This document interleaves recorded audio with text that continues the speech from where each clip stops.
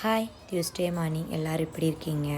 So இன்றைக்கி வந்து horror டைமில் என்னால் விளக்கு போட முடியல. ஸோ ஆஃப்டர்நூன் போல் 1 to 2 போட்டுக்கலாம் அப்படின்னு சொல்லிட்டு காமாட்சிக்கு மட்டும் விளக்கு போட்டு சாம்பிராணி தூபம் மட்டும் போட்டாச்சுங்க. ஸோ விகானா வந்து ஆலு பரோட்டா தான் கேட்டால். ஸோ உருளைக்கிழங்கு வந்து சப்பாத்திக்குள்ளே ஸ்டஃப் பண்ணு வேணுமா அப்படின்ட்டு. சரி எப்போவாவது அவள் டிஃப்ரெண்ட்டாக கேட்பா. ஸோ அவளுக்கு பிடிச்சது பண்ணி கொடுத்துட்டோம்னா டிஃபன் பாக்ஸு காலியாயிரும். ஸோ நான் வந்து சப்பாத்தி மாவு பிணையும் போது பார்த்திங்கன்னா கொஞ்சம் பால் ஊற்றி பண்ணுவேன். ரொம்பவே டேஸ்ட்டாக இருக்கும். நீ ட்ரை பண்ணுங்கள். அப்புறமா அந்த மசாலாவுக்கு வந்து உருளைக்கிழங்கு நல்லா வெந்துருச்சு.